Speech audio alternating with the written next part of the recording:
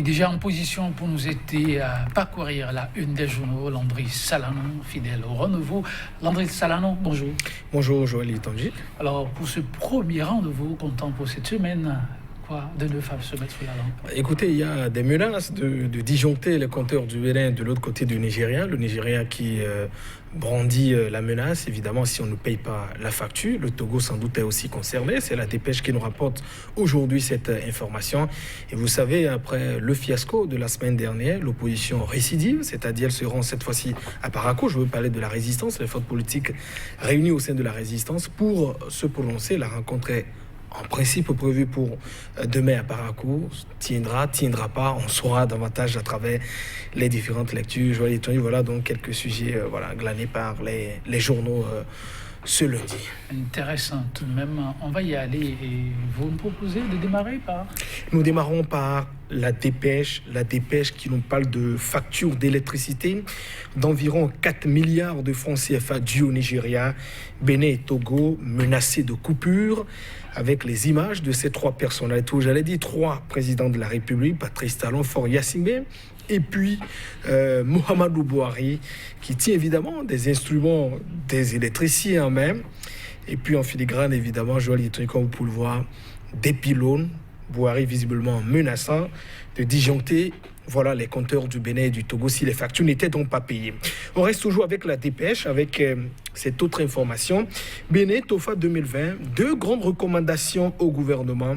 Le TOFA 2020 qui a donc lieu, c'était samedi dernier, ici à Cotonou. Matin Libre nous parle de révélation du TOFA 2020 sur la médiation d'une femme qui... Talon missionnera, grosse interrogation à la une de Matin Libre qui s'interroge et qui scrute évidemment qui Patrice Talon missionnera selon le TOFA pour le dégel, notamment pour réconcilier les différents protagonistes dans le pays. Dynamisme Info, de son côté, s'intéresse toujours à la même actualité. Kwefa, Ifa Ilou, et depuis ce samedi, TOFA a chacun maintenant son opinion sur les prédictions pour 2020, nous dit donc le journal, qui nous parle aussi de cette activité qui se tiendra donc à Parakou. Après sa conférence presque manquée à Cotonou, l'opposition s'annonce à Parakou avec la précaution de garder secret le lieu de la rencontre. C'est en tout cas l'information que nous rapporte Dynamisme Info. De son côté, le Nouvel Observateur s'intéresse donc aux écoles, notamment à la rentrée scolaire. Première évaluation sommative escamotée dans les collèges d'enseignement généraux, effectifs pléthoriques dans les EPP, les écoles primaires publiques. Plus de 100 classes n'ont pas été évaluées dans toutes les matières. Information donc que nous rapporte le journal. Et puis entre les deux partis politiques de la mouvance, la démission, nous dit le quotidien, la chose la mieux partagée. Grosse interrogation. Le journal qui précise que quand les jeunes de l'UP, de l'Union progressive du 13e arrondissement de Cotonou, goûtent à l'amère réalité de la rage et de la ruse. La Nation, le quotidien de service public, nous apporte cette information. Appui de la Banque mondiale au Bénin, 58,6 milliards de francs CFA pour booster la croissance du pays, de quoi sans doute réjouit les Béninois. Et puis notre époque nous parle donc de cette offre de partenariat commercial. Ce que Dangote veut faire au Bénin, le journal apporte donc certaines précisions, une offre de partenariat commercial dont évoque le quotidien. Communal Info nous parle de cette célébration du premier anniversaire du parti FCDB. Opposant au régime Talon, Toleba appelle les jeunes à une grande mobilisation, nous dit donc le journal qui nous parle également du maire John Bada qui défend évidemment son bilan à la tête de la mairie d'Abomey-Calavi. L'Afrique en marche qui s'intéresse au bilan de fin d'année. Qui est la femme ou l'homme de 2019? Grosse interrogation à la une du quotidien. La palme pour feu Prudence Amoussou, nous dit donc l'Afrique en marche, le journal qui nous parle également de cette sortie politique. Les forces de l'opposition à Parakou demain, cette fois-ci, auront-elles la voie libre? Une autre interrogation à la une du quotidien. L'Afrique en marche qui nous parle aussi de développement humain. Le rapport 2019 n'est pas favorable au Bénin, précision qui figure dans les colonnes du quotidien Joël Yetonji. Voilà les informations qu'on a pu glaner pour nos téléspectateurs. Merci Landry Salanon. On va y aller. Nous démarrons avec la dépêche.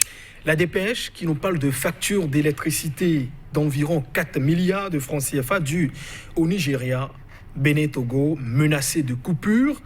Les images, vous les voyez évidemment. Vous savez, Joël Yetonji, c'est un secret de polichinelle. Nous n'avons pas encore une certaine autonomie énergétique. Donc, nous achetons de l'énergie électrique à la fois du Ghana et également du Togo. Évidemment, il faut payer les factures, sans doute avec une convention à travers la CEB, évidemment, la communauté électrique au sein de laquelle sont réunis donc certains pays tels que le Togo et puis le Bénin et puis le Nigeria qui nous sert donc de l'électricité.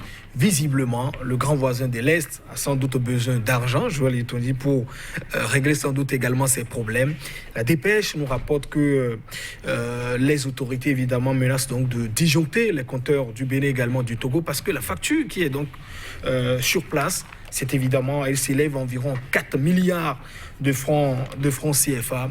Le Nigeria, j'allais dire, le directeur de ce qui représente un peu cette société qui produit donc l'électricité, j'allais dire, au Nigeria, notamment la compagnie de transport du Nigeria, la TCN, son directeur l'a clairement dit au cours d'une sortie.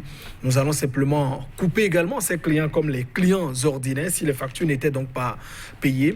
Et ce qui nous amène quand même à aborder le sujet ce matin, c'est de dire, mais bon Dieu, Nigérien, nous avons déjà trop de problèmes ici au pays, Joël Yetonji, la fermeture, pendant que nous plaidons quand même pour que ces fermetures soient rouvertes, n'en rajoutez donc pas, comment dit-on, à tous les problèmes que nous avons. Mais évidemment, pour ne pas aussi ajouter, cela passe aussi par, disons, le respect des engagements que nous avons vis-à-vis du grand voisin de l'Est. Et la question qu'on peut se poser, pourquoi, c'est peut-être curieux, peut-être également une coïncidence, Joël Yetonji, pourquoi toutes ces réclamations s'accumulent, disons, dans une certaine période un peu restreinte. Souvenez-vous que cette menace avait été donc agitée par le passé déjà. Au-delà, quelques mois après l'ouverture, la fermeture des frontières, quand le grand voisin de l'Est espérait quand même certains gestes de la part du Bénin qui visiblement ne venaient pas, il y avait également cette menace qui a été avancée en disant mais si vous ne payez pas les factures d'électricité, nous allons donc disjoncter vos compteurs. Visiblement, est-ce que ce n'est pas une petite annonce que nous fait déjà le Nigeria pour en rajouter? Je crois qu'il faudrait que les autorités puissent notamment anticiper sur cette situation pour que nous ne soyons pas aussi surpris par, disons, ces différentes actualités ou mauvaises surprises qui pourraient davantage hypothéquer encore toutes les prévisions faites pour 2020 et notamment les années à venir. On aurait dit quand même, Joël Yetonji, puisque dans les coulisses, l'information se balance depuis. Attention, il faut anticiper. Si on n'a pas les sous tout à l'heure, tout de suite, j'allais dire, on peut quand même négocier déjà. Voilà, tout dépend notamment de la négociation que vous avez avec vos partenaires. Tout à fait, il faut négocier. L'État, sans doute, est à l'écoute. Alors nous allons parler un peu politique. Oui. L'Afrique en marche. L'Afrique en marche, qui nous parle donc, disons, des forces de l'opposition qui seront donc à Parakou de cette sortie politique. Cette fois-ci, auront-elles la voie libre après la sortie manquée ici à Cotonou, dans, disons, un local ici à Cotonou? Les forces de la résistance, les forces politiques réunies au sein de la résistance ont souhaité aller à Parakou, notamment demain 17 décembre, pour rencontrer les différents militants et se prononcer également sur les sujets. Pour le moment, il y a quand même, disons, c'est gardé tout de même un peu secret pour le moment, le lieu où devra donc se tenir cette rencontre. Parce qu'on dit souvent, il y a un adage qui nous enseigne qu'on ne piétine pas 2 fois les testicules d'un aveugle. Voilà, il faut quand même être prudent. Ce qui est sûr, la grosse question qu'on se pose, c'est que est-ce que la rencontre se tiendra? Est-ce qu'évidemment, on les laissera également cette fois-ci tenir leur rencontre? Je crois que si on doit tirer les leçons essentielles de ce qui était donc arrivé à Cotonou, l'interdiction, c'est ça qui amplifie davantage la communication autour d'une manifestation. Moi, j'inviterais le pouvoir à ne pas tomber une fois encore dans le piège de l'opposition.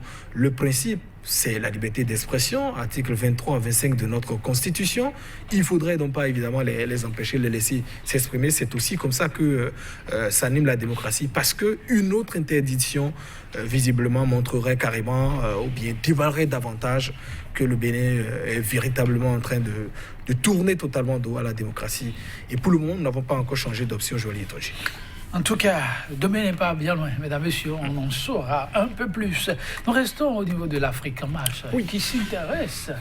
Oui, qui s'intéresse à ce bilan de fin d'année, qui est la femme ou l'homme de 2019.